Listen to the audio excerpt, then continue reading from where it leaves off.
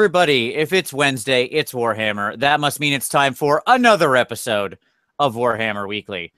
So, joining me this week, as always, it's my co-host, Tom. Tommy, how you doing, buddy? Hello, friends. That must mean it's time for another episode. Good to see you, Tom. For once, it was not Tom's fault, though we should probably blame it on Tom so nobody gets angry at the new guy. I'll take it. I'll take it. There we go. I'll be the sacrificial. I'll be the scapegoat. You don't have to. It's me. You're off the hook, Tom. There you go. But yes, also joining us is Rob from the Miniatures Paintbrush, which is a great new channel who's been doing a lot of awesome stuff. Rob, how you doing, brother? Good to have you on the show, man. I'm excited to be here, man. Definitely. It's good to have you. Let's all just take a moment to lock on to Rob. Rob, I'd like you to lean slightly to like your left so we can all just admire your shelf for a moment. And there we go. Look at that. Look at that wonderful shelf of shame that he's got there. All that stuff, just paints and things waiting to be painted. Just waiting. Exactly. It's very exciting. Yeah, I have a lot of that. But mine's in like boxes and Ziploc bags and broken models. I got more stuff on the side here. You can't even see like a whole wall twice the size of what's back here with stuff. It's just shameful, really. That's okay. As you can tell, Rob fits in perfectly. We got Tom, peas in a pod. We're ready to go. Basically, as soon as I saw your first video, Rob, when I watched it and I saw that shelf behind you, I was like, this is a guy that needs to be on our show right here. He fit right in. People will understand. All right. So we're going to talk about bringing new people into the hobby. Rob, you and I have talked a lot, and you've mentioned, you're newer in the hobby. You're jumping in with both feet. You're making some great content. You're playing some games. But I thought it'd be really fun to discuss lots of ways to help bring people into the hobby, things that you found helpful in the beginning, because my prediction is GHV2 is coming soon. I think we're going to see some more growth here, of course, because there's a lot of excitement around that. And I thought it'd be really good to talk about how we welcome those new people in. Did you just say you predicted that GHV2 was coming soon? No, I said it is coming soon. I didn't, okay. I didn't say predicted. I thought you made the claim that you were predicting that. I was like, it's been announced. It's next week. No, I'm not. I didn't say predicting. At least to the PHB. Yeah, I'm aware, Tom. We do a segment called The News. The thing that I put together because you're too lazy to do, and then I have you read. You remember that section of the show? I don't know what you're talking about. So I'm familiar. I'm up on the current events. All right. So, Rob, we're excited to have you, buddy. It's good to have you here. Excited to be here. All right. So let's go ahead. I'm sorry, please. Do you want me to just jump into the topic? Not yet. We're going to start with some news. And we'll go through it, and then we're going to get into the topic. All right. Tom, hit us with some news, buddy. What do we got? So this week, actually, let's just start today. The rumor engine dropped, and it was a bunch of bottles and stuff. Vince, you got a picture of that? I do. Yes, I do.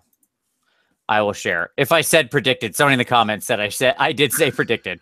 Well, if I did, I'm sorry. Not what I meant. Anyway, here you go. Vince and his wonderful prediction. I predicted, with the close coming of GHP2, we will see an influx of new people. You don't need to defend yourself. It's okay. I'm defending myself. Here you go. Bottles. Bottles. I thought Festus, and Vince is like, no, it's already determined what this is. Mm-hmm. It is. It has been answered. But Rob, do you have a guess before we reveal it so we can all be wrong together? Well, it looks to me like these battles belong to some kind of orc shaman. I'm thinking orc or anything tribal like that. That's where I'm leaning towards. I saw some other people. That's a great guess. It is, yeah. I saw some other people talk about grot shamans or orc shamans and stuff like that, and I don't disagree with that. And then somebody in the comments here shared this. Little would you know that bottles still being used in the 41st century. There you go. How about that? I don't see anything yet, Vince. I see coming. Yeah, look at the guy. Look at his shoulder. That's a really dark image. I can see it fine. I don't know what you're doing with your life, Tom. I don't know. Okay, cool. But it's there. 40K guy. Yes, it's a 40K guy from the Death Guard. He was the image was spoiled at Adepticon. As you can see, he has the spiky thing with the bottles. 3 bottles tied to the spiky shoulder pad. And look, they made a model of exactly that. Yep, of exactly that. So there you go. Yep. So GW. Here, maybe you can see it better there. I don't know. But anyways, it's there. No. Okay, right. I trust you. I shouldn't, but I trust you. It's there. So the other thing that dropped this week with the the community team dropped a bomb, because not only did we get like a GHB2 like coming preview thing, hey, it's coming next week, they dropped the Allies boxes, and these things are hot. They're like small contingents around the 400 point mark, and they're doing it 2 for each faction, so 8 total. I've heard from a distributor that they are limited runs, so if you are interested in them, pick them up. They run the gamut from $40 USD for like the 4 wizards all the way up to $100 for. Do we want to actually go ahead and look at the pictures of them and kind of talk our way through them? Yeah. All right. Sounds good. Let's do that. I'll share up here. Give me just a moment. You can talk about price as we kind of go through them. Yeah. All the way. So from $40 all the way up to, hey, that wasn't me, Paul. 100 bones.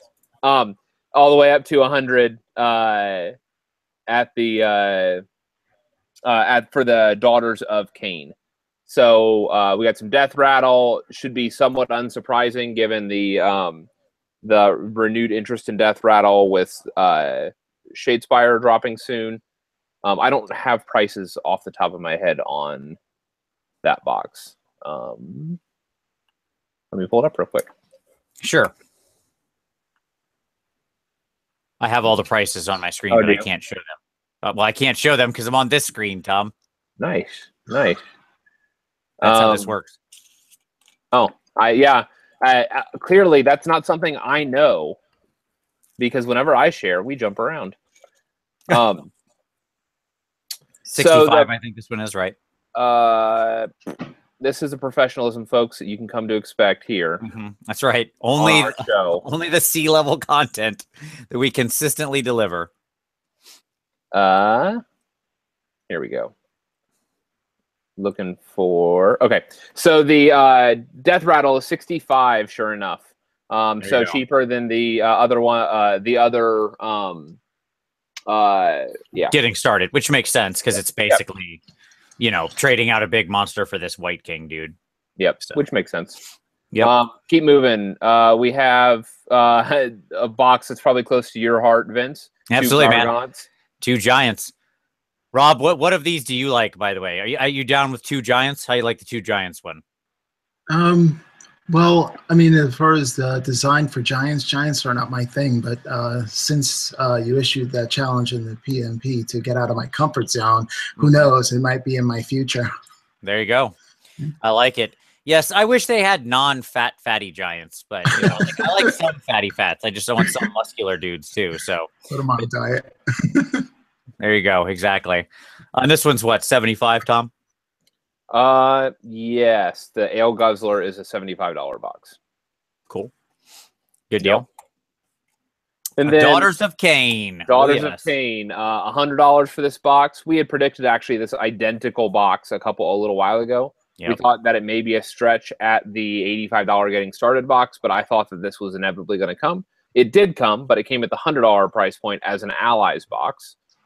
And at $100, it's still, I'm not gonna lie, it's still a deal.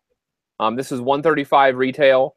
If you can get it at 15%, if you can get it like at a 15% discount, you're gonna get it at $85 for the box, which is this getting started normal price, which is like a 40% markdown off of the suggested retail. So, like, I'll be honest, I have 2 of these in the mail. Yeah, I mean, we all know that the Witch Elves are expensively costed, and despite what we think of that, they are pretty unmatched, glorious miniatures. Yep. Yeah, and a lot of people are complaining about, like, why would you order multiple boxes? You don't need 4 Coven Thrones, or Blood, Cauldrons of Blood.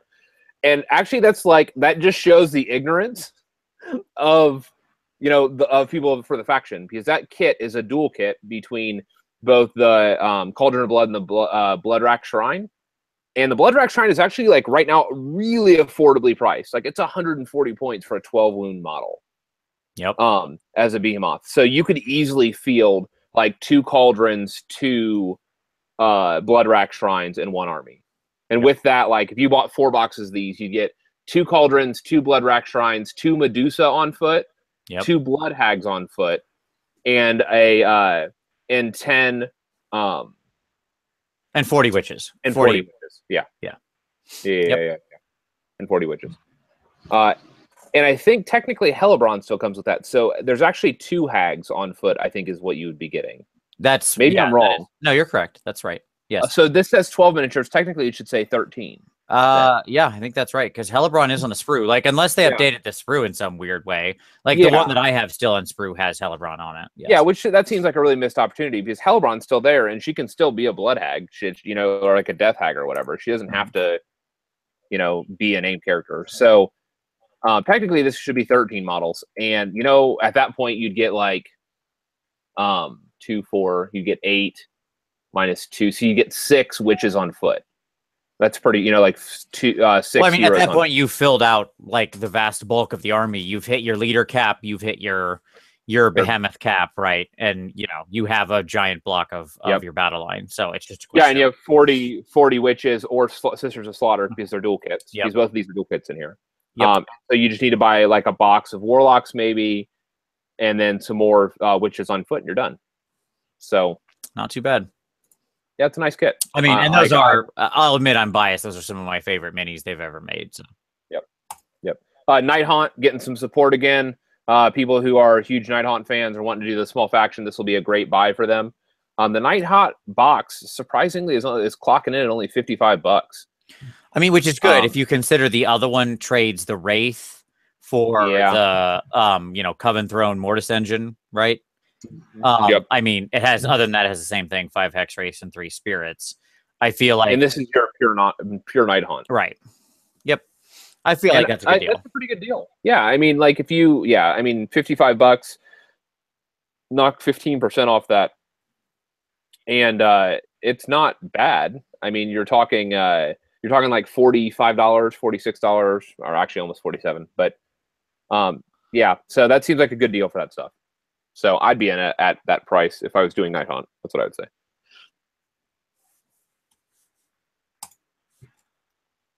This is the biggest letdown. Oh, everybody can just say, oh. Yeah, so, who cares? 2 Chariots. Yeah, exactly. 5 Chaos Knights. Oh, okay. Yay. What? Okay. Yep. Yep. And it's at a whopping $80. That's, I mean, like, I get it because the chariot kits are expensive, right? 80. But not that expensive. But I'm just saying, like, that's a lot of money. Who cares? For 7 models that are technically this is 9 models and 2 extra door beasts. You know, I mean, like, okay. No, but hold on. But all their stats, at least right now, are pretty mediocre. So nobody is throwing this in their ally slot. No one. Yeah, I do not get this one. This one's a total whiff to me. Well, no, I don't know, Vince. You seem to throw knights and chariots into your chaos armies. I do. I have them though. I don't need more. Sure. Who needs this stuff? This is like everybody who plays chaos has chaos chariots and knights because we've had them forever. I'm just saying. Rob, what do you think about this one? Well, since I don't have any of the Slave of Darkness at all, I mean, that might be a somewhat reasonable buy for me if I wanted to get some. Possibly add it to a Nurgle faction, which I'm on the fence about. I mean, I bought the Start Collecting box, but who knows if I can convert some of the Slave of Darkness into a Nurgle-y kind of faction and just like convert away. But for this box, yeah, it seems a bit overpriced for what you get. I don't know if I'm going to go in with this box. It just feels underwhelming, right? That's the problem. Like, yeah, even if it is worth it, like, it's chariots. Who cares about chariots? Like, all right, let's talk about Tom's favorite box.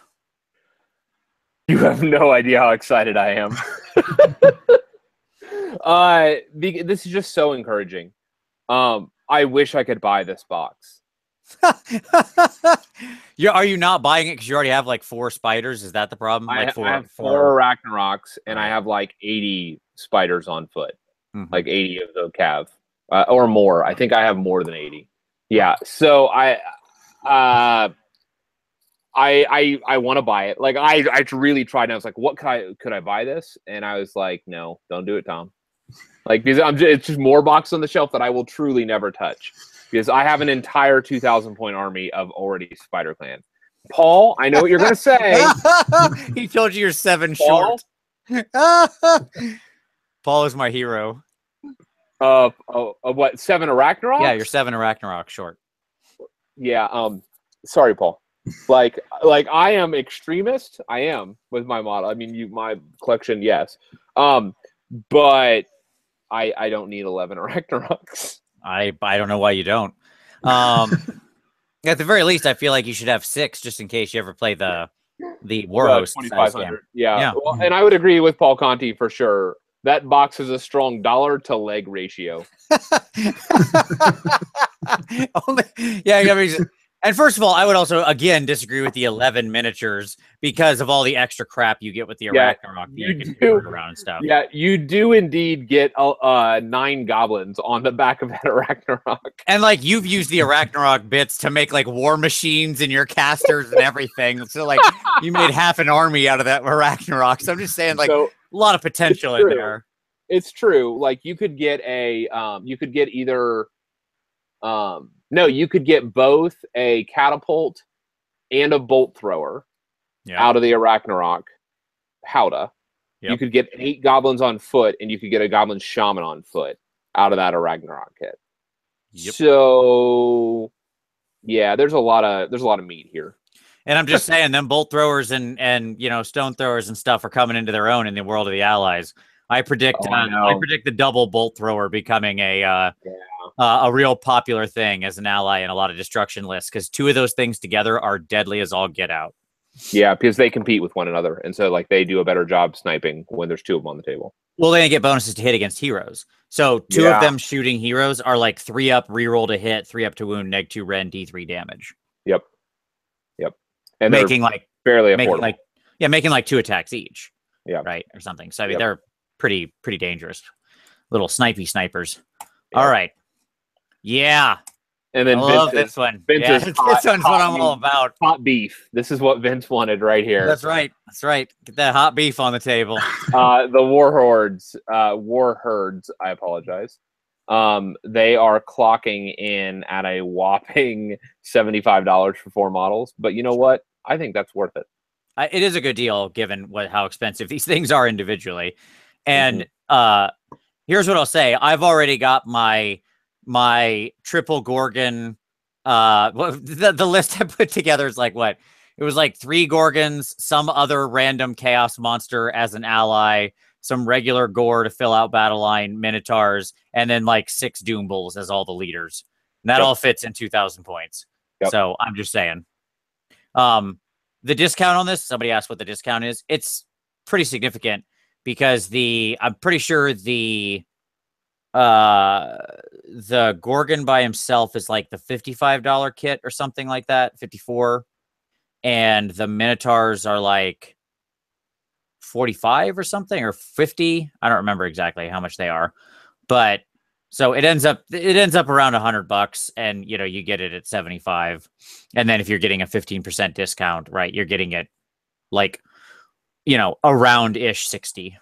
So yeah, the Gorgon is 54, and the Doom Bull are those Bulgors or Doom Bulls? Bulgors. It's the regular 3-pack of Minotaur. 47. So basically it's $100 in minis right there. Yeah, for 75. So it's a 25% discount. It's the same as the Witches. The Witches is 25 base. Yep, and you end up at like 38-ish if you get it at 15% off through any retailer that offers it. Oh, let me just say, by the way, for that Spider Fang box, it's worth mentioning that that they said these are around 400 points, and that's really exciting for me because that means that something here got cheaper. Yeah, and I don't think it's the Arachnarok, which might suggest that the Spider Fang themselves may have dropped to 100 for 10 or 120 for 10. Oh, I'm pretty excited about that. The point was made, and I do want to address it. Yes, the discussion of like we shouldn't mention the discount because we have to keep it apples to apples. I mean, that's a fair point. Yeah. Sure. Yep. That's why I try to give the base comparison in what it is to the retail. I'm just saying, also keep in mind you can do this. I'm not trying to make the lower price point as a basis of comparison. Just sure. Yep. But no, it's totally fair point, Velatron. Totally fair point. And then the Collegiate Arcane, the cheapest box, 4 wizards. Normally these come in a pack of 2, and so they're giving you 4. So a double, they're $30 for 2, and so you're saving basically 33%. There you go. Oh, it was asked how would I build the Gorgon kit? Would I build it as a Gorgon or as a Cygor? The answer is Gorgon all the way, baby. That rock thrower, he's okay. But I mean, I already have 3 Gorgon, and again, I don't see any reason to stop there. I mean, I feel like more would be good. So there you go. And they can all double as Cygor. You just stick a rock in one of their hands. Done. It's not really pretty simple conversion. So there you go. That's the Allies boxes. Yeah, good stuff. I'm super excited. Okay, let's move on. Overall, they were about a 20, like keeping it apples to apples, they're about a 25% discount, which is, pretty reasonable. GHB2, obviously it's dropping this next week for pre-order. They let us know there's going to be a Warlord edition. Obviously, I've heard those are limited. So if you're wanting one, I would make sure that you're on the site at 1 Eastern U.S. time for our U.S. viewers, just so that you can pre-order it right away. And it comes with some extra tokens and stuff like that. We don't have a price point yet for the Warlord book. What else? The open war cards. The open war cards are dropping this weekend. They've let us know about those. That's pretty exciting. They previewed some of the GHB, the new GHB stuff on the website, or on the website, on the matches today on Warhammer TV, and the scenario they play, one of the new scenarios, Scorched Earth, which is like 6 objectives. You can either like capture a point and score it at 1 point per turn, or like destroy the point immediately and gain a D3 points. Love it. I was all about that. Yeah. Yes, more interaction with the battlefield in that kind of way. Heck, yes. You know how much I'm about that, because we had destructive objectives in the Mordheim rules and in the skirmish rules Tom's looking at. So that too. Yeah, you can't string. They said like you can only capture, in this scenario, you can only capture like 1 objective per unit, which to me, like, that shouldn't, like, a lot of people are like, yay, no stringing out units to capture multiple objectives. I don't know who is doing that. Like, even with my Chaos Warriors, I never attempted to cap multiple objectives with 1 unit. Like, it was always. I mean, I've seen it happen. Have you? Okay. Yeah, sure. Okay. I watched a game 5 of a major tournament get won by somebody doing that. Interesting. Then they talked about on the stream, allies don't gain benefit from some Allegiance abilities, and so in the game this week or today, an allied unit of zombies did not get the Deathless Minion save that was being offered from the Allegiance ability. So I don't know if that was just because that ability of Deathless Minions was picked up through the bloodlines on the stream today, which it seemed like it was. And the bubble was 6 inches. And again, I don't know if that 6-inch bubble was because it was the one picked up through Soulblight and not the original, or what. So, but they showed a bunch of abilities, like for Soulblight, Vargeist were battle line. There's additional like utility through bloodlines. One of the bloodlines allowed Deathless Minions outside of having like the General Death allegiance. Another gave all Soulblight +2 move and fly. Another gave him reroll 1s to hit. Another +1 to cast. There's a Mist Form command trait that allowed like charging after a retreat, which is like a wonderfully strategic tool. That'll be neat to see in action. Moving on to Blades of Corn, we found out some interesting stuff about Bloodletters. Indeed, 30 Bloodletters does get discounted, but the base 10 Bloodletters for having the Horde rules, but the base 10 Bloodletters are going up in cost. So Bloodletters were 100. Now they're 110. for 10. But if you buy 30, they're only 270. So you discount basically 30 points over old, 60 over new. Yeah, 60 over 60 points over new, which is huge. So you'll be seeing a lot more with 30 blocks of bloodletters coming your way. So the question for most corner armies will probably be, do I go with 2 or 3 blocks of bloodletters? Sure. Rob, what's the answer? 2 or 3 blocks of bloodletters? Where do you come down? The more the better. There you go. 3 blocks it is. You heard it here. All right. I heard 6 is the way to go.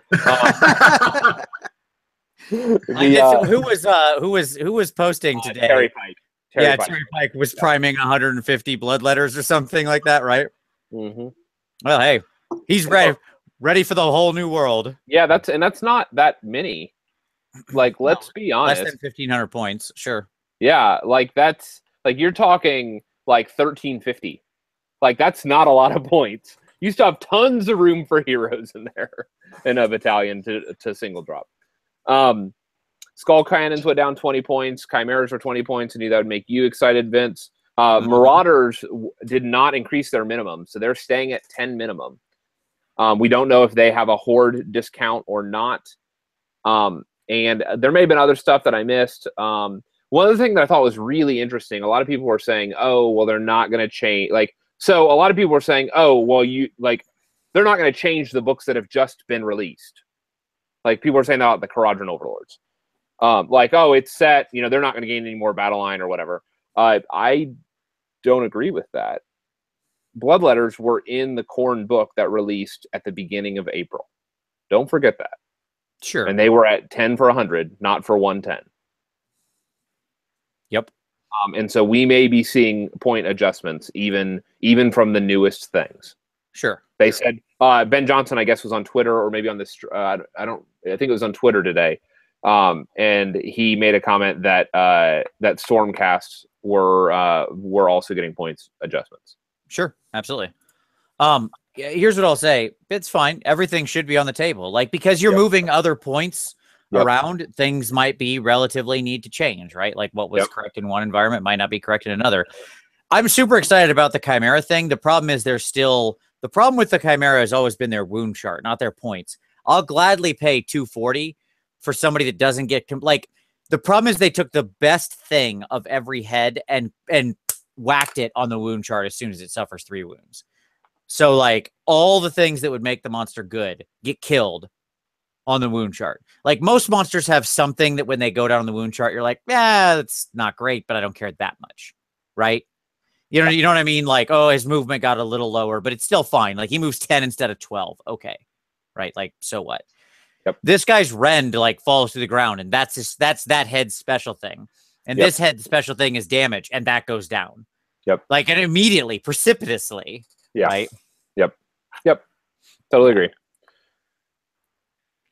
So, and as Paul said, I completely agree. Possibly, does this mean that we might have battle lines on one of the balloon troops, like the Sky Riggers or the Engine Riggers or the Sky Wardens? And I say yes, please. I believe so. Yeah. If we had a conditional battle line on one of those 2 troops, hot doggy. It will be conditional, but yes. And I'm okay with that. That is a new game that I am willing to play because all of my lists have gotten stuck with that 3 units of 10 Arcanauts. I just want to squeeze out one. I just need a little bit more. And if I could have any flexibility in my battle line, it'd be hot stuff. So good. Okay, seem excited. Yeah, I'm so excited about that possibility. What I love here, folks. Let's all just take a moment. So Rob, you're witness to this. I'm going to come back to you in the future, buddy. Okay, because you're witness to how happy Tom is right now, and I'd like all of us to note for some future week when something horrible gets spoiled. He's like, I hate life. This is terrible. Just get ready for that, folks. This pendulum is going to swing. Don't get fooled by it being at that side of the clock right now. It's coming back. So I for one cannot await your inevitable anger, depression, and additional stages of grief as you see this book. So, okay. I accept that. There you go. The Necromunda return, that was another huge announcement on Sunday. we got the announcement confirmation that it's coming. It'll come in a box, they said, with the Shadow War terrain, which is exciting. You know what's so funny about that? Yeah. As soon as I saw that and they revealed that that's what that double-headed eagle skull thing was, that they had teased, I was like, of course, duh. Why did I not think of that? Like, it was just so obvious, right? Once they showed like Necromunda and had that thing, I was like, well, yeah, of course that's Necromunda. Like, look at that thing. Of course it is. And I felt stupid. So there you go. Rob, have you ever played Necromunda or anything like it? Well, I bought Shadow War, the book anyway, and I was building some Space Wolves and see if I can get a little crew together, but I'm not done with my Space Wolves, and here comes Necromunda, so I don't know how where that fits in. Does one replace the other, or are they two independent systems that will continuously run independently? So what we know right now is they're two independent systems that theoretically will continue to run, which is somewhat strange because like Shadow War feels more like old school Necromunda rules. Well, Shadow War is more army based. It's less like gang based, like cyber war. Yeah, it uses the existing armies, but it's I'm saying rules wise, it's the old Necromunda rule engine largely. But it's GW, right? Like that, like Shadow War was GW release. That was not a Specialist Games release. Yeah, I believe that's correct. Necromunda is a Specialist Games release. Right, and allegedly it's going to be built off of some version of 8th. You know what I mean? So like it's going to be 8th with some trimmings. So I suspect they'll be quite different in point of play. And yes, the gangs are back, which they've mentioned they're going to go Blood Bowl style. They'll have initial gangs, quickly release additional ones, just like they've done with the teams in Blood Bowl, right? So, and I'm totally going to buy that box and harvest it for the terrain as well. Sure, bringing back the Shadespire terrain, or Shadespire terrain. Sorry, Shadow War terrain. I think those gangers looked pretty sweet. I think it was a great modern take on it. I wasn't sure they could do it because some of those old sculpts, I know people love them, but God, do they look like rejects from the '80s? Just like, I mean, just like the worst cyberpunk novel vomited up its worst ideas and then shoved it through a Mohawk machine. That's actually exactly what. But the new ones that had a much, I like the aesthetic of the new ones very much. So there you go. Yeah, I'm excited.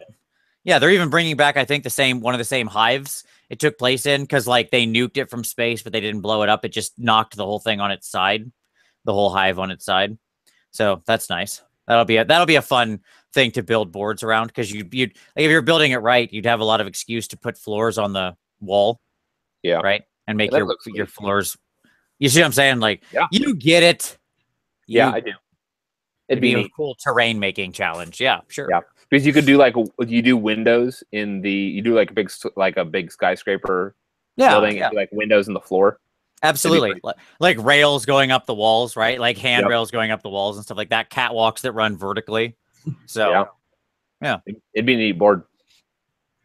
By the way, somebody asked, is War Master coming back? I'm guessing no.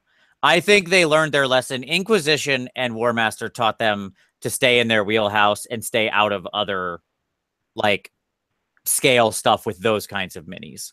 Like they mentioned Adeptus Titanicus coming back, which would theoretically be a different scaled game, but I think it's different when you're dealing with like epic play and the idea behind that. Like, I think they learn their lesson that when you're dealing with troops and things that they have normal regular miniatures of, for the most part, they want to stay in 28 mil. So right. I mean, that's where all their stuff is. So they can actually do like cross line support, like what they're doing with the Shadow War terrain.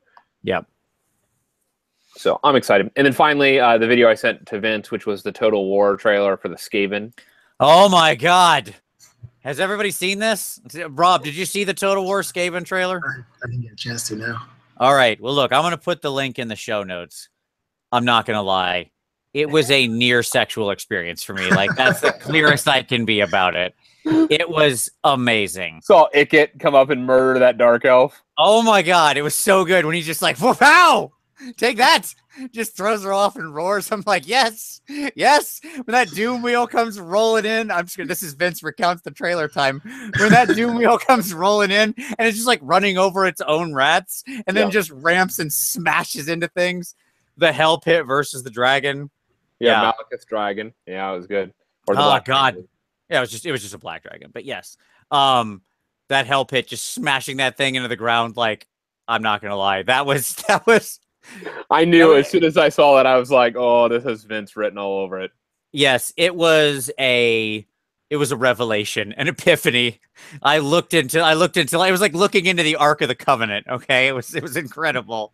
So I'll link that below. If you're like, obviously we all know I'm a big fan of the Verminous Horde, and I've played them for more than 20 years now. So, you know, if you're a fan of the Skaven like me, do yourself a favor and watch this trailer. I could probably watch just like 10 minutes of them just rampaging over enemy armies and feel completely fulfilled by that. I'd be like, yep, this is great. Just more Skaven murdering people. So, yeah. It was good. It was definitely going to watch it right after this. Yes. Again, there's so many little things I love. I don't just want to play Vince recounts the trailer, but like the fact that they touched all the units, you saw like the sensor bearers and the gas, you know, choking out the Saurus and stuff. Like it was pretty fun. I really did enjoy it. So, all right, let's move on so I don't talk about this for 5 more minutes. That's the news. Okay. Other big piece of news is obviously Gen Con is this weekend. I'm heading out tomorrow morning for Gen Con, so I'll be there.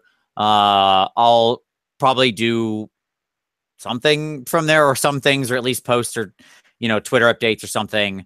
I'm not sure exactly what. We'll see, but I'll be wandering around, looking at everything, checking everything out. Probably buy me some stuff from the show floor. I'm buying you nothing since you're not going. That's the punishment. You get nothing. Nothing. Like if Rob wanted something, I'd get Rob something. Because he didn't have a chance.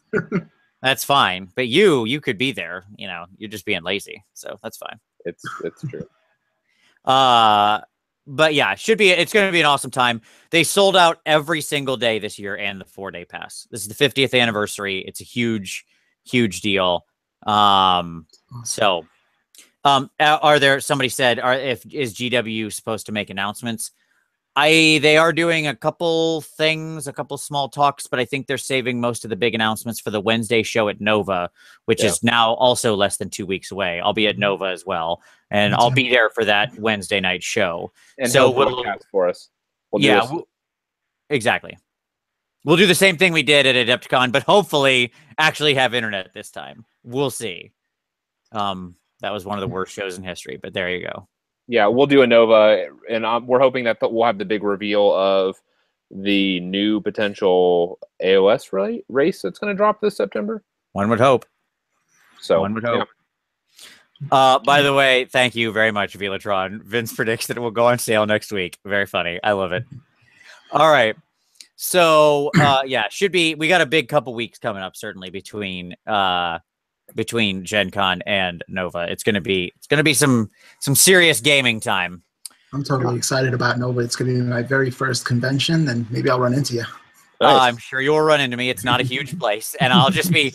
Here's the thing: if you can't figure out where I am, anybody who's coming to Nova, by the way, or Gen Con, if you see me, do please stop and say hi and introduce yourself or whatever. I love meeting people. But so it'll be good to see you at Nova in person. We'll hang out. But Vince will be in the painting area. Right. So there's an area where all the miniatures are in cases, and I obsessively walk past them back and forth constantly. I can't help myself because I must look at everything. I just spend like hours over the total weekend staring at them, trying to figure out like what's going to be the winners. Who am I competing against? What's going on? What didn't I do? What should I have done? I obsess. He does. Because I'm crazy. So it's like me on tournament weekends when I'm going over lists, going over potential opponents, and looking at the board layouts. It's basically the same thing. It's true. It's true. Whereas like with Warhammer tournaments, I couldn't care less. I'm just like, whatever. We'll play games. We'll roll dice. It'll be fine. Yes. So there you go. Good times. Look forward to seeing you at Nova, Rob. And for everybody else, I hope a lot of people come out. This is going to be a big year for Nova as well. Yeah, between GW coming back in a big way, the specialist show, and a lot of other things they're doing there. It's going to be a big year for Nova. So this is going to be a great year to be there. Okay. All right. So let's move to some pick of the week. All right.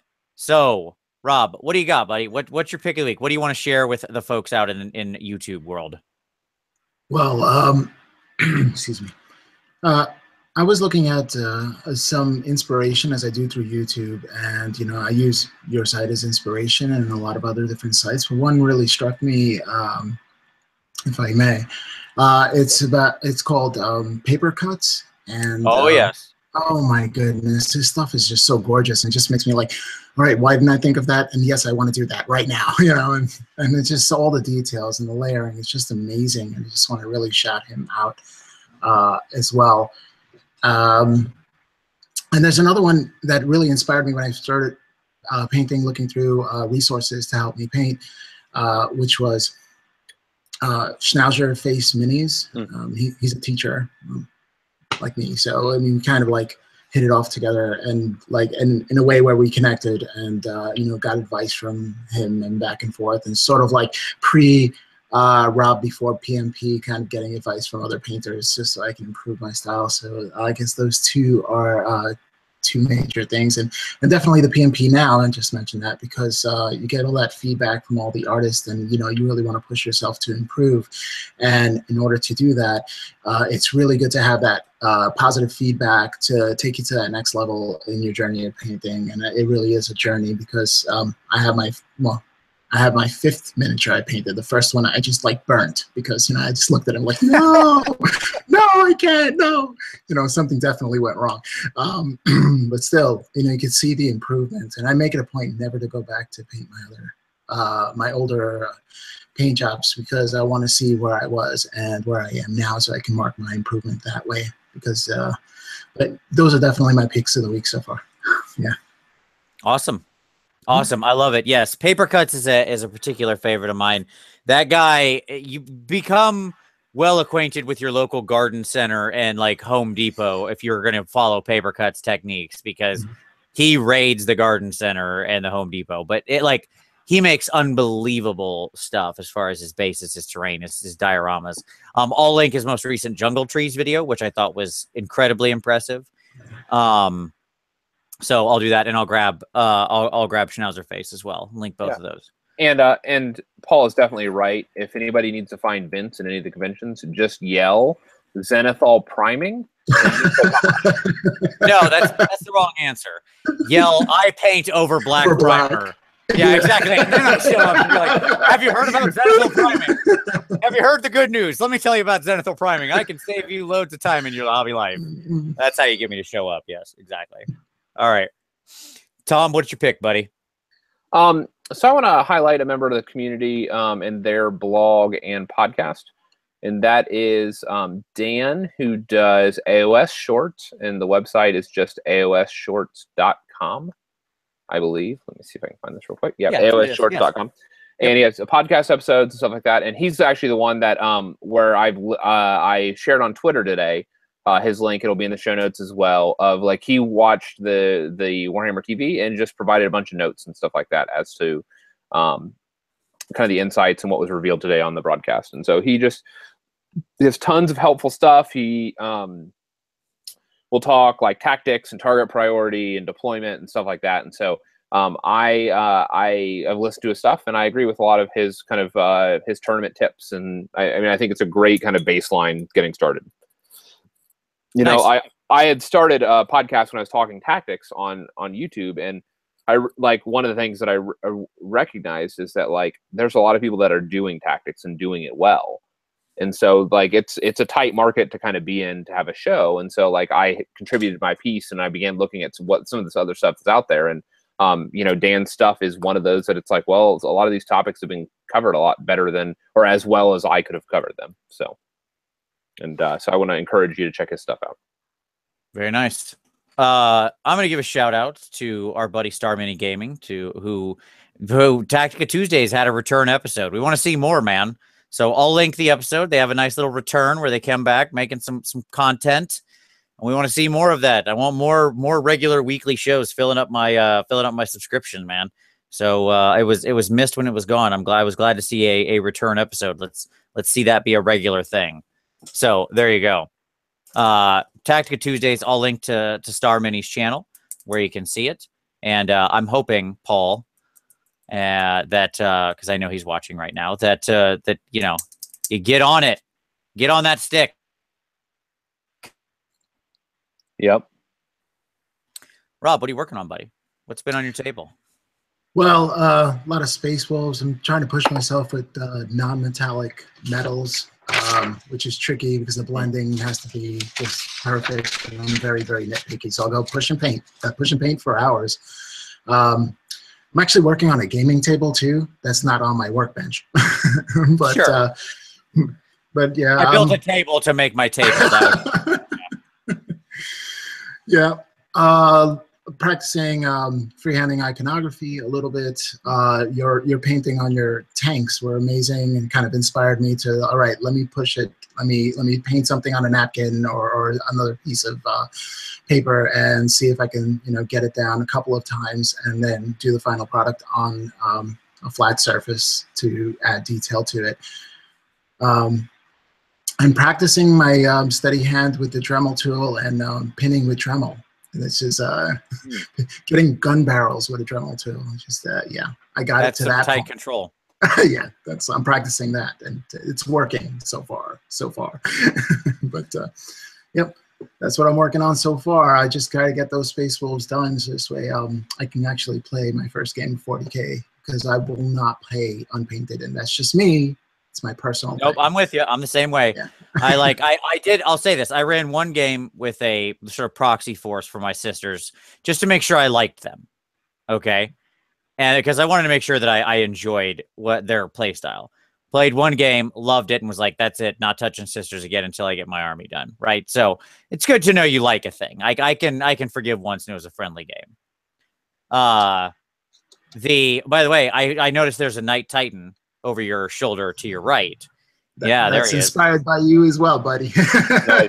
I had to get one once I saw yours. I was like, this is too awesome. I have to convert it, go to Shapeways, get the wolf head and the shoulders, and like, you know, go to town with it. But that's going to be a labor of love. And I don't know, it's going to probably be towards the end of the Space Wolf cycle that I got going. That's the way to go. Save a big model like that for the end. Make it your reward for finishing all the little dudes. That's what I do. Yes, that's the way to go. And yes, you mentioned the Shapeways thing, so you know you're on the inside. I wanted to make sure you knew that Shapeways made an awesome Space Wolf head for the Knight Titans. It's super sweet. Yes, Maroc, that is correct. There is a wolf head for the Titan. So there you go. Now we can just wait for Maroc to do that conversion. There you go. All right.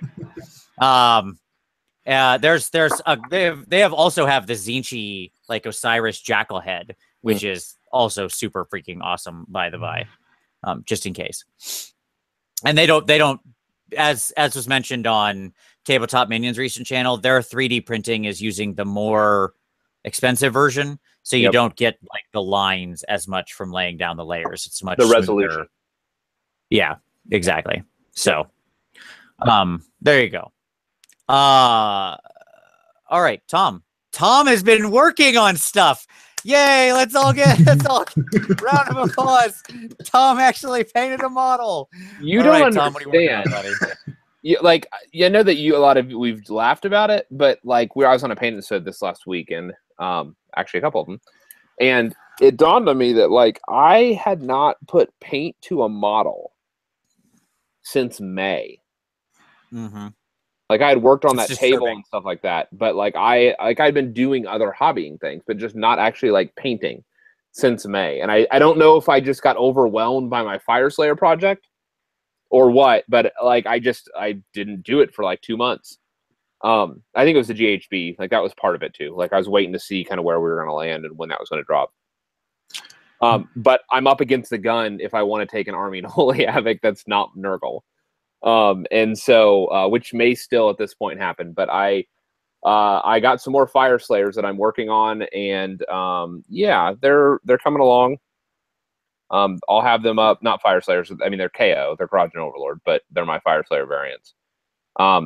And I'm bases are done. Everybody's base coated, mostly base coated. Just doing some base coating, some details, and then I'll go into full on like highlighting, detailing. over the next couple of days, and hopefully I'll have those 10 guys done. So excited, making progress. Did you finish with that tree bark? With the Fire Slayer KO? Yeah. No, I haven't. But my hope is that it's just going to be too expensive for everybody.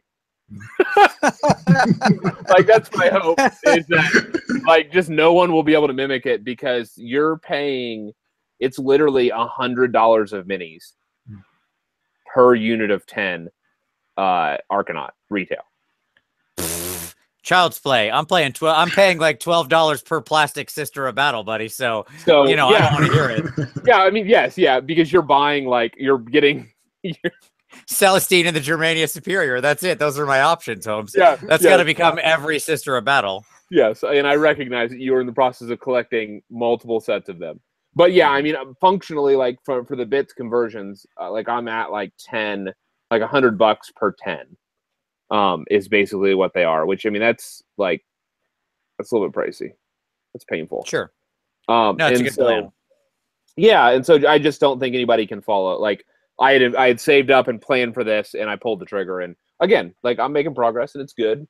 I like it. I like my color scheme. It's coming together.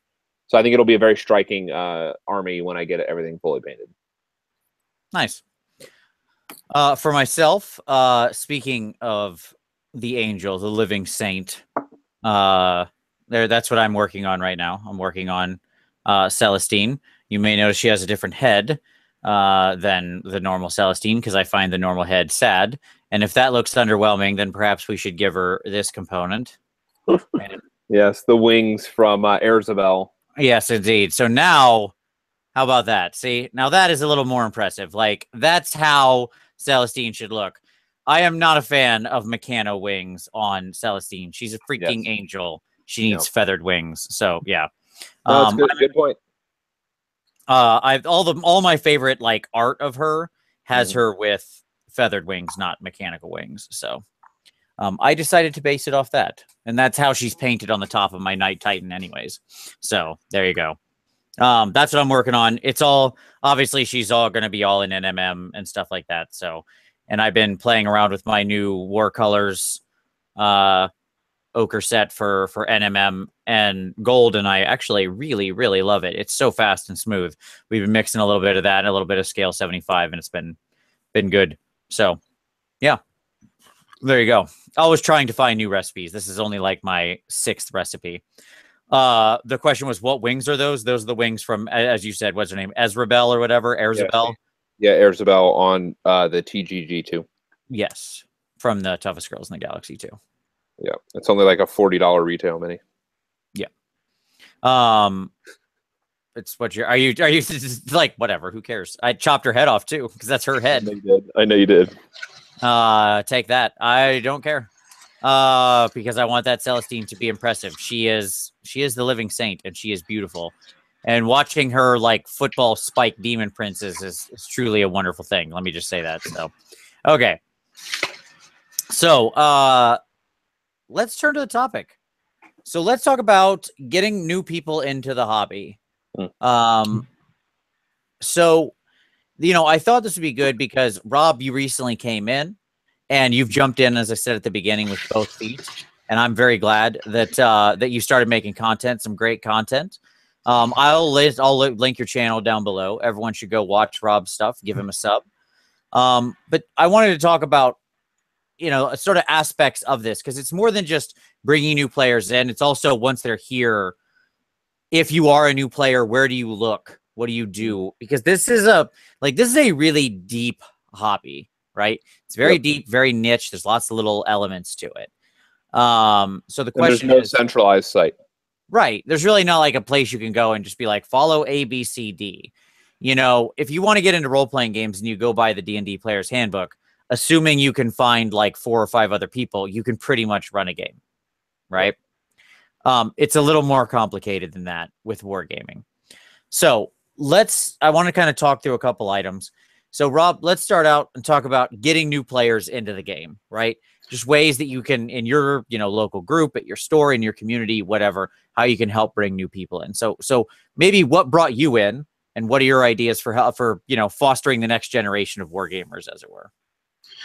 Well, I knew I had a love for minis, first of all, back in 2003 when I started painting miniatures, and then I took a really long hiatus from it.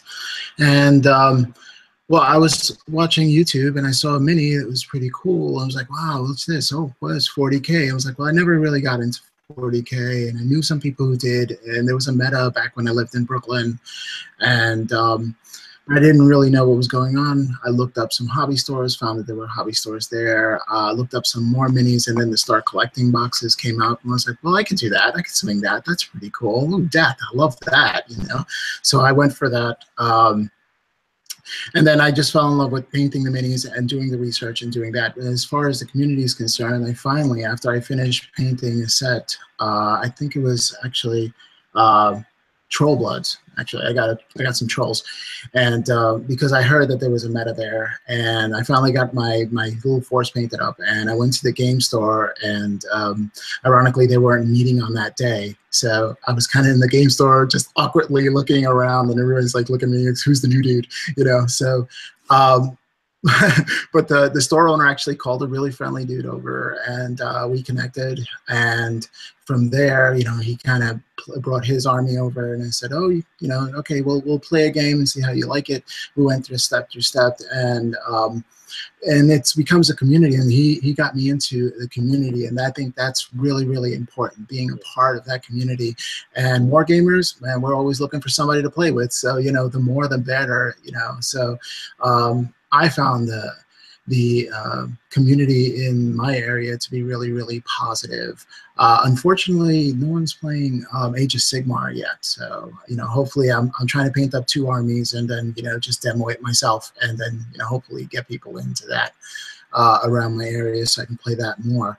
But definitely having someone to connect with at your local hobby store and seeing what people are playing, like what's the meta like, and then just trying to buy some things in that category, and then just ease your way into it. So love of miniatures and connecting with people, I mean, that was definitely what brought me into the hobby.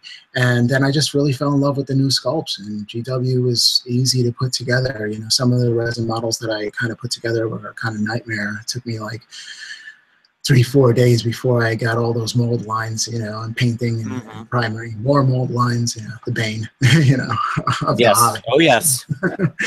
So, but yeah, love of miniatures and definitely get into community and have someone friendly to play with. There was a meta that I was kind of afraid of. It was Malifaux, because I heard somebody was just like, you know, they'll teach you and they'll play the first game and then they'll just trounce you every single time. Like, you're supposed to be playing a tournament level from this point. And I think that's just like a negative outlook to push people away. I'm not saying to let the new person win, but at least give them a chance to explore things and try new things and try new, you know, rules and see what combinations work for them. So easing it into them, playing smaller skirmish style games really, really did help. You know, you can't just expect someone to start off with this huge army and it's like, okay, where's your list? You know, it's like, what's a list? You know, right, so, right, absolutely. No, I think you made a good point there, and one thing I want to hit on really strongly is like, when you're playing one of those new people, maybe don't prove that you're the best person in the universe by stomping their face into the dirt, right? And what I mean by that is just it's not that you can win or lose. So when the very first time I played Warhammer, and I've told this story once a long time ago, I think, but whatever. The very first time I played Warhammer was I played Empire, and this is back in like 97 or something. And I played Empire, and my buddy played Chaos. And he set up my knights for me, and he said, okay, what you want to do is move those forward. I said, okay, so I moved those forward. And he's like, okay, now you want to, so then you do this, you shoot with this. I did these. I just did whatever he told me. And then he's like, okay, now that you moved your knights there, I'm going to charge you with my Chaos Knights. And he charged me with his Chaos Knights and just killed all of my knights, like, without a fight, and then ran over my whole army. And I was like, oh, okay. It was a horrible first experience. Now, somehow I kept playing, but the reality is, maybe I'm a glutton. That was not me. I don't know. That was not me. No. But the reality is that, like, a lot of people, if they have that bad, you know, if they have that bad first experience, it's really easy to turn them away from the hobby, period. right? And so you mentioned having somebody that was good walking through the first game. To me, that's so essential. And it's not about necessarily like softballing or like that. It's about just openly having a dialogue, right? As you're talking, explain why you're making the decisions, explain what's going to happen to them if they do their thing, right? Say like, okay, well, it's your turn to move. And they say, well, I'm thinking about moving here. And it's like, well, okay, if you move there, this is what's going to happen. I'm going to probably be able to do this. Get people thinking in that way. Yes. Right. Yes. That's all the difference in the world. So yeah. And right there, you just said it. Like, you heard that the Malifaux players were like that. And so that didn't get you into that game. Whereas the other communities that weren't like that is what you ended up leaning toward. It's that simple. Absolutely. Right? If you have a friendly environment that's going to welcome you, why not go for that? If it's going to be hostile, then why bother? You know, you got to put all this time painting the minis and, you know, getting the stuff and learning the rules, and then going over there to get trounced every single time. It just turns people off, especially if you're just new to the hobby. Yeah. Right. All of my games that I've had, like, I try to have a clearer conversation at the beginning when I can tell they're a newer player, like, especially if you don't have like a kind of a social relationship previously, where I ask them like, what, like, you know, just kind of get a feel where they're at, and then do they want feedback on their game? Like, do you want me to provide you critique and interact with you on your moves? And, you know, most of the time, obviously, in like friendly setting, it's not a problem. But like, the reality is that I sat down across a player at NashCon in my like at NashCon who was on their like 5th game of AOS ever, and he was doing, you know, he'd played other war games. He's doing fairly well, but, you know, I asked him and I was like, do you want feedback? And he's like, yeah, absolutely. And I was like, okay. And we played this tournament game, but I was even helping him process through that, because that's how you build community. Right. Is helping people see and helping people understand what they're doing. Because then they can begin to make intelligent decisions, and it equips them and makes them more competent as players. So yeah, it's, yep. Well, going to the conventions, Tom, do you think like a newer player would be able to bring their army? Because I know, you know, since time is limited, people don't want to I would think that people are like, no, I'm not going to waste my time with some newbie. I have like a tournament to go to or something like that. It's not that you're interrupting someone, but is there a space for people who are just learning the game out there? No, I didn't think so. No, I didn't think so. I know it sounds terrible. Like, most people wouldn't take the approach that I did. Right. But let me also say this. Yeah. Okay, if you set your expectations appropriate, then going to a tournament as a very new player is perfect. Okay, and here's what I mean by that. That's true. Here's what I mean by that. After game 1 of a tournament, people see it starts segmenting itself, right? And all the casual people who are going to be laid back and who are going to chit chat and hang out and will walk you through stuff, they're going to be on the bottom tables with you. Because they're not the win at all cost people. Those people are up on the top 5 tables. All right. And you're not going to be there with them. Sorry. Like, if you're just new, that's not going to be your experience. You're not rocketing to the top, right? Most players aren't. And so my point is that actually, I think big tournaments, especially big tournaments where you say like 40 plus people, right? Yeah. Is what I'm saying here. Yeah. You'll absolutely find people who are like that, right? Your game 1 might be a little dicey. Okay. That'll be my warning. But then you've got 4 good games where chances are you're going to end up being down with other people who are similarly of a similar sort of either mindset or casual about it. If they're on the lower tables, they're probably like, yeah, that's fine. I came here just to play some fun games. I'm not worried about winning. I didn't think I was going to win when I showed up, right? Yeah. So, now, in general, I would not advise new players to go to tournaments. Like, that's not. I know you would, but I probably wouldn't. Just because it has a chance of really souring their experience, especially depending on what like, there is a variety of experiences as we've talked about. But that said, I think that we as players can be intentional about understanding who our opponents are. The reality is that I knew my list, and I knew when I sat down across this guy, he had no chance. 0 chance. That I could walk him through every step and I would trounce his army, and I did. And I did, and I walked through every move. If you do this, this is what's likely to happen. Remember, these guys have this ability, and we played a great game. And I stomped him into the ground, but we had fun, and he learned a lot. No, we did. Sure. And he even said, like, he said it was a great game. Losing isn't what makes a game bad necessarily. Yeah. I've had many fun games that I lost. Yes, absolutely. He does not count our Nurgle game at NashCon amongst those fun games he lost. That was the opposite of fun. If you could distill anti-fun into a liquid, it would be my game with Tom at NashCon. That is correct. All right. So, all right, Rob, back to you there, buddy. So okay. So that kind of was getting new players in some ways to get them there and keep them there.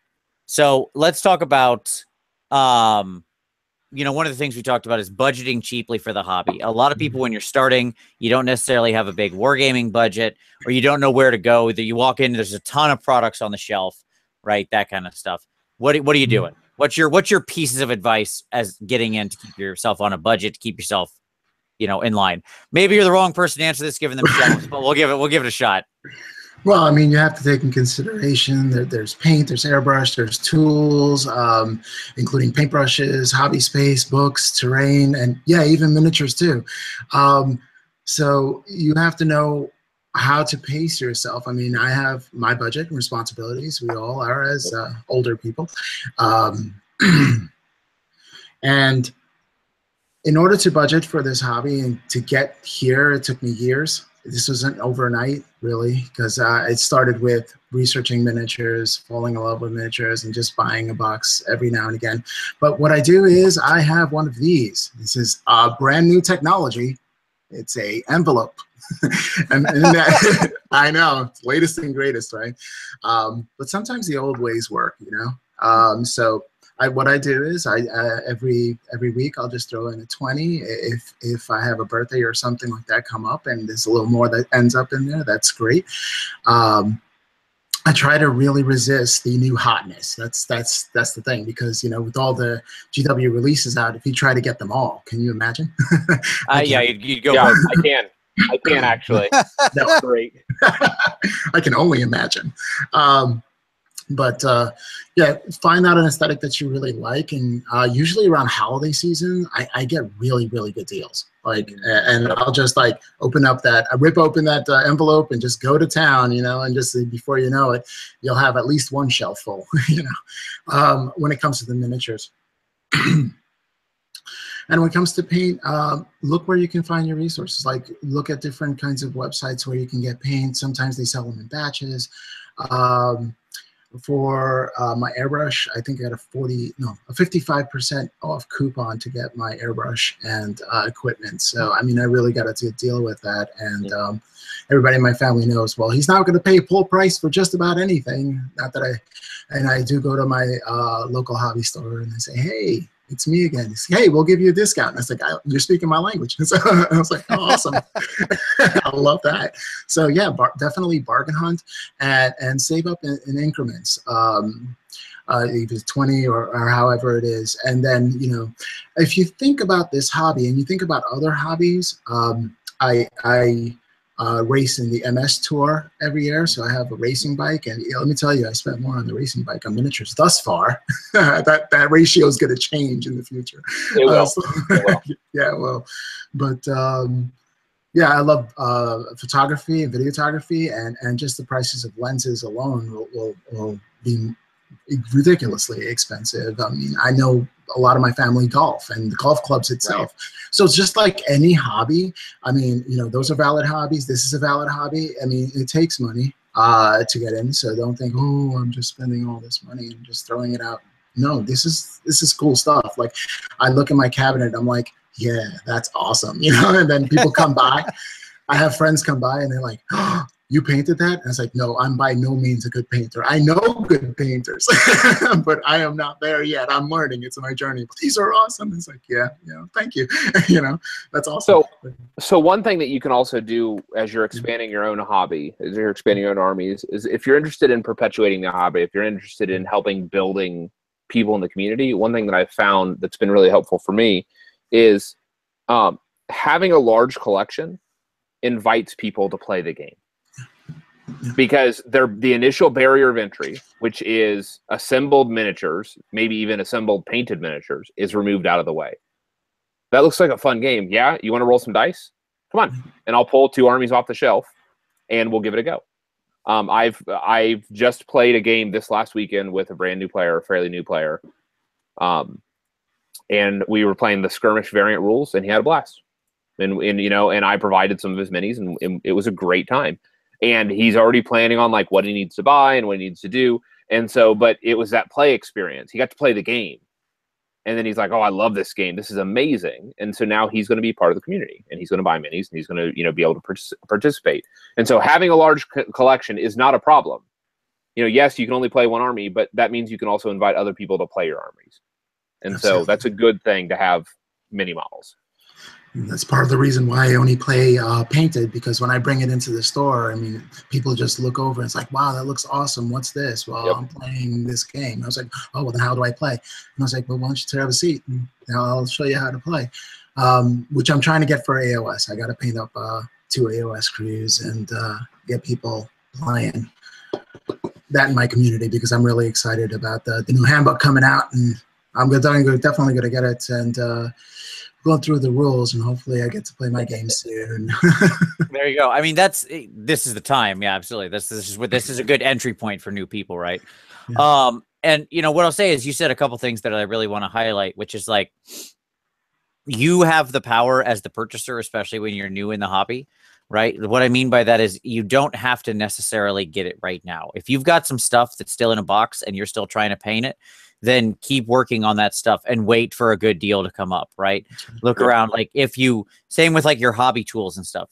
Most of that stuff you don't have to have right now. You can wait until you find it at a good price and then move on it then. Can I push back on that though, Vince? Sure. Like, some things are time sensitive. And so what I would encourage people to understand is that when you get into the hobby, to learn what is time sensitive. And so what I mean by this, those ally boxes that are dropping this week are time sensitive. When they sell out, they will no longer be available. But a big starter box, even if it represents a really good deal, is going to be around for, you know, a couple years. Some of them are. So for example, some of them are, but like the Battle Force boxes that dropped last Christmas aren't around anymore. They're gone. The Virulent Horde and some of those army boxes, if there were any of those that you wanted, you needed to pick them up, because they're not around anymore. Well, needed to pick them up within like a 6-month span. Yeah. Sure. You have time again, like, you don't need to think in terms of this weekend. Yes, that's my point. That's true. Yes, that's absolutely true. I'm trying to. You make a much different decision. This is why, you know, my rule. Yeah, my personal rule. So for everybody knows, like, you have your envelope, Rob. I like the envelope trick. That's a good trick. My trick is this: if it costs more than $20, wait 2 weeks and tell me if you still want it. That's a good one. Okay. Yeah. And if after 2 weeks I still want the thing, I'll get it, because I clearly did want it. If I've wanted it for that long, if after 2 weeks I've forgotten about it, I didn't want it that bad. Okay. And for the most part, it keeps you from buying a lot of stuff I don't need. Yeah, and it works. It works. Like, I've used Vince's 2-week rule, and it works. Yes. Definitely. Well, word about paints. When you're starting out in the hobby, just get the paints that you need for the models that you're painting. You don't need to get the entire rack. Unless, like in my game store, they were actually getting rid of all the Vallejo colors. I don't know why, but I definitely capitalized on every single bottle they had. Sure. If you got to, again, that's the thing. If you see a time-sensitive clearance deal, then go for it. Yeah, that's right. Yeah, but yeah, I agree. Like, if people are looking for tips for getting like paints on the cheap, the 2 that I would suggest is that Reaper. Like, I don't know if this is intentional or not, but they sell this is shipping out from Reaper's headquarters, but it's an eBay lot. They have 3 lot A, B, and C that they sell on a regular rotation of paint, so they can keep paint moving. And it's a huge lot of randomly assorted colors for as an auction, so it can be pennies on the dollar for your paints. And that's what I did early on, to just get a bulk amount of paints to start with, and then I filled in my holes from that. Like, gave me a good gave me a good kind of number of base colors. That's one way to start, is if you can grab one of those big, huge Reaper lots. That's what I did, and I used them for like 6 months, and it was great. And then I began to I don't have this color, I need a wash, and I began to kind of branch out into some different stuff.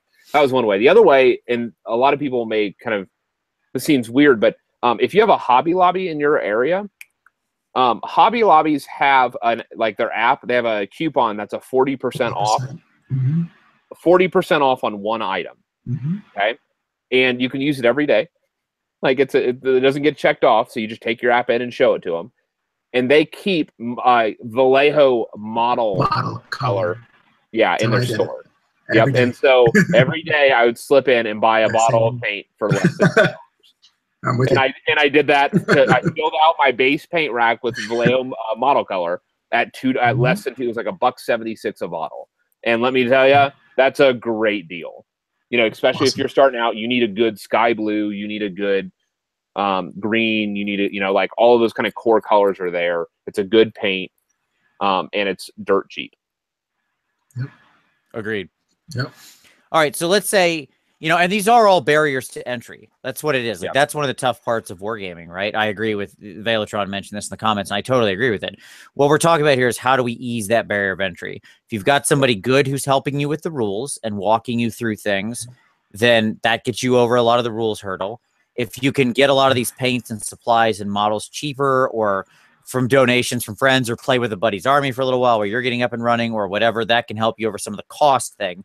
But now let's talk about the skill or the knowledge, right, of putting this stuff together and painting it. Because again, it's not an RPG book you can just open and play, right? There are other steps here. You've got the figs. Now you got to paint them. So, Rob, you got back into painting. Yeah. You had mentioned you had a love of miniatures already, but where did you start when you wanted to paint your figs? What did you do? What were the steps you followed to say, all right, I need to learn some stuff? How'd you go about it?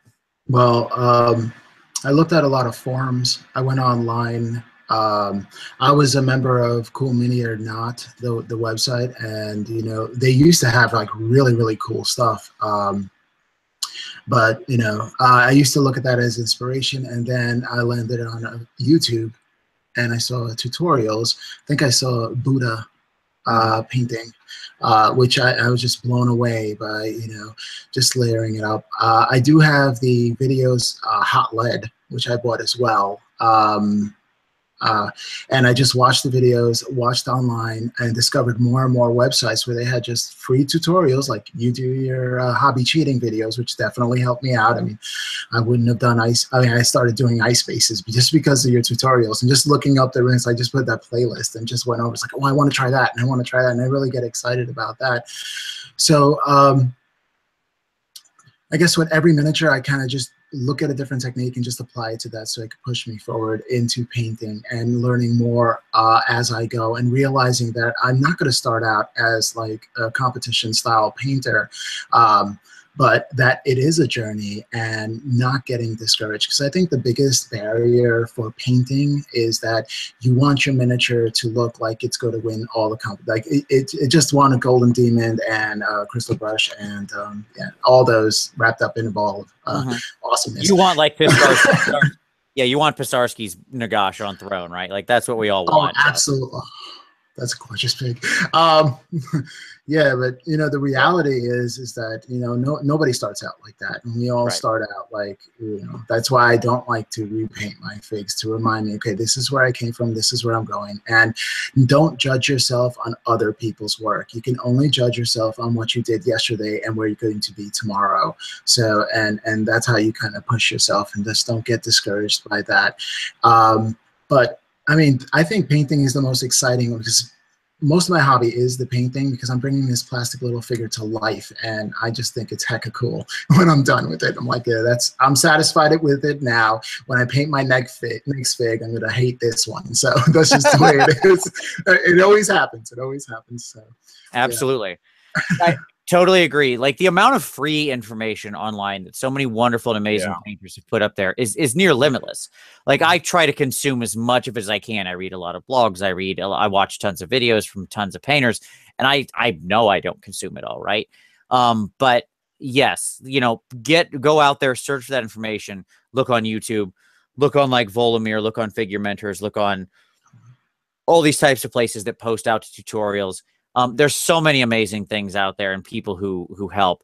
And there's even some, like, if you want to take the next step, you know, look at things like Miniature Monthly and stuff like that, you know, where they through their Patreon, you can get like very specific videos and even like personal training, right? Like that can be a good thing to do once you start progressing and you know the basics.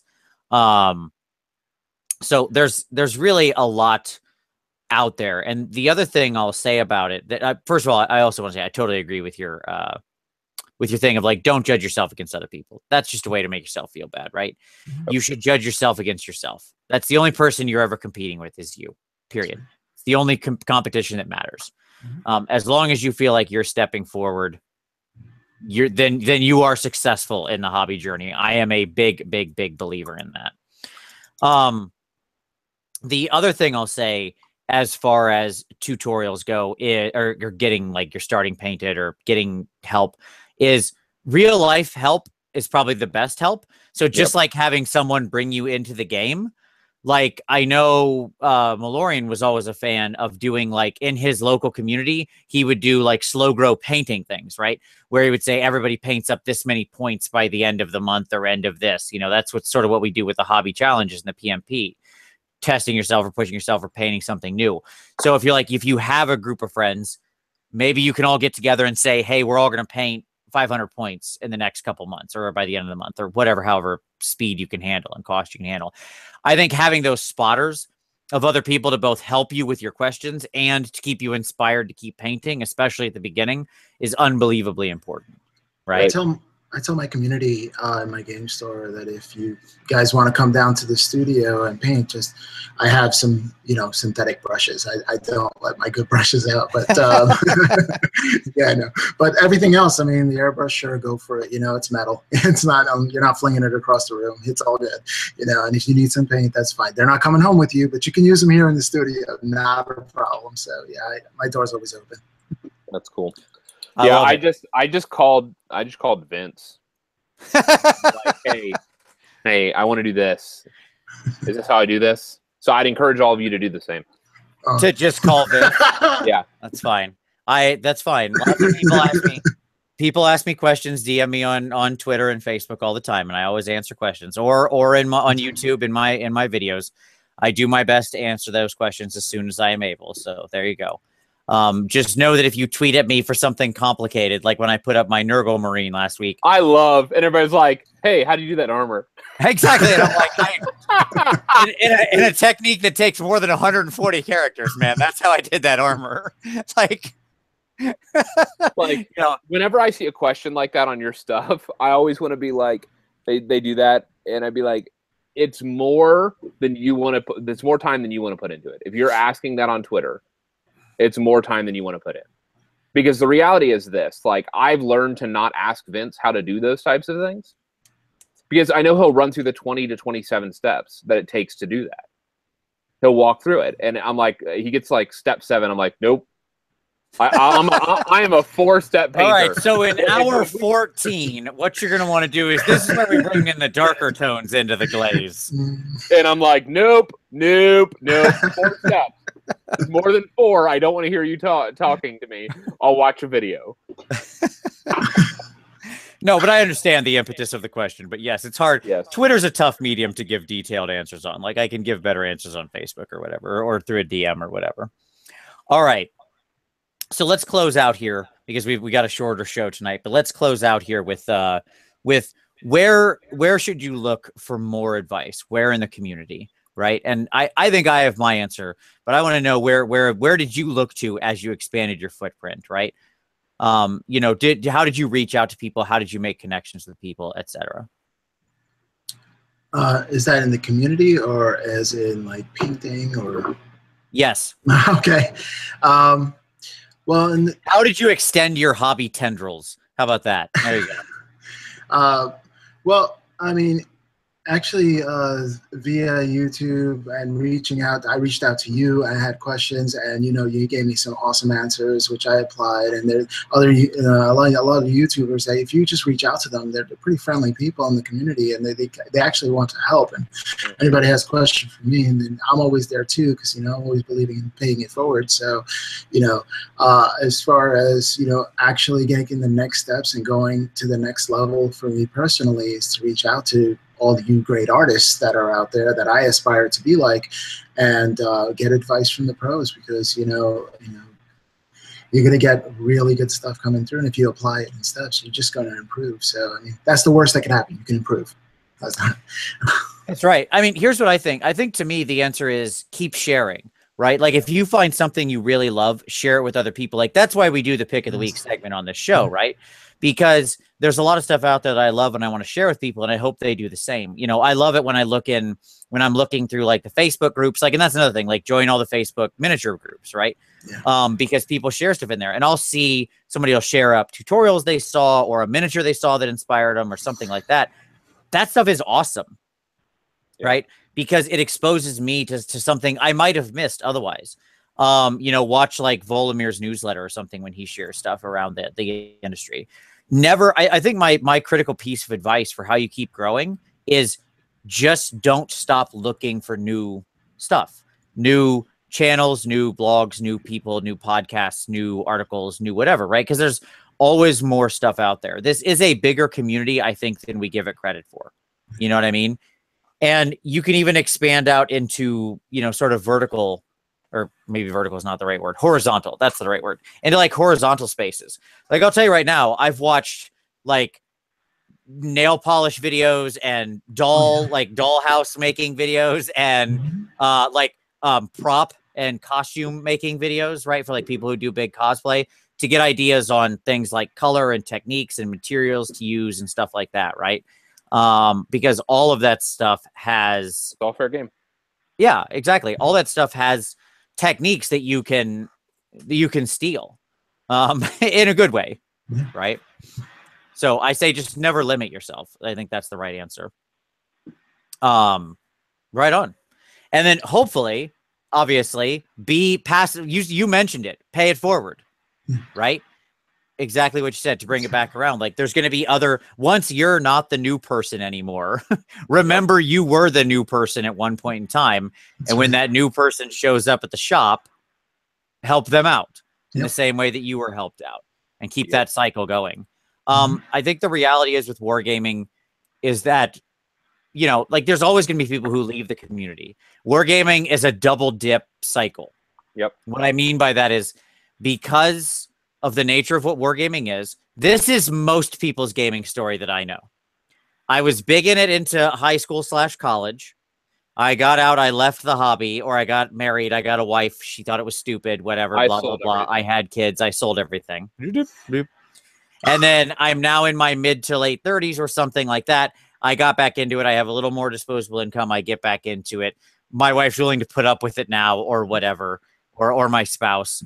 And then boom, right? So I know a lot of people with a U-shaped hobby, right? And so just remember, no matter when you were new, or maybe you were new multiple times, just always be looking to help those other new people over that hobby hump there, as it were. So there you go. Rob, any final thoughts you wanted to close out on for helping new people? Any final tips or thoughts? Well, one of the things you mentioned, I want to thank my wife for accepting all this. You know, having somebody, you know, a partner in life that you know you can really share the hobby with, definitely exponentially helps. So this way you're not hobbying in a vacuum, and you're kind of like, you know, sharing it. My entire family, my son comes out in some of the videos too. Like everybody's involved in this whole thing. It's like, oh, what's miniature painting? They even looked at it, at the entire hobby before, and it's like, wow, you're super into it. So building a community from starts in the home and then goes out and expands everywhere. And that's pretty much it. Awesome. It's awesome to be on the show. Thank you. Hey, man, it is an absolute pleasure to have you. I know Tom is also raising a couple hobbyists. He's ready to get his miniature painting factory going. Like I've already, so Nova Open, by the way, has a 10 to 15-year-old category, like a kids 10 to 15-year-old Warhammer tournament, like a guided where they can have like adults like helping them through or whatever. And they have some armies. That's awesome. And I was like 10 to 15. Okay, my son's about to turn 7, so I have 3 years to prep him. There you go. And to train him to be a brilliant tactician, which he already is. I mean, the reality is that there have been a couple of games, like he has beat me in Battle Masters on a number of occasions. So like that's not untrue. So I think that he is well on his way to being able to compete in Warhammer. Like, and you're raising a tactical. Yes, you're raising his little tactical genius. He watched us play skirmish, and he's like, "So are you going to teach me that tomorrow?" Like that was the first line out of his mouth, and I was like, awesome. This you still have to read a lot of abilities. Like this is not flip over a card and roll dice yet. Like we're right. Like we'll get there. Maybe I'll start you with Stormcast. Hey, there you go. Nice parting shot at Stormcast. All right, so there we go. Rob, buddy, absolute pleasure to have you on the show. We're going to have you back again in the future, sir. Awesome. Can't wait to catch up with you at Nova. Yeah. For everybody else out there, like I said, if I see you at Gen Con or Nova, I hope to. It's going to be an incredible next 2 weeks of hobby action. So very much looking forward to seeing people there, etc. Don't worry, we'll still have the normal show beforehand. Like I said, look for the Wednesday, technically the Wednesday before Nova. I'll be doing that from the hotel. Okay. So, and we'll try to talk about what came out of the GW seminar. So there's that. So that'll be 2 weeks from now. For everybody else, thank you very much for watching. Always appreciated. And of course, we'll see you next Wednesday. Take care.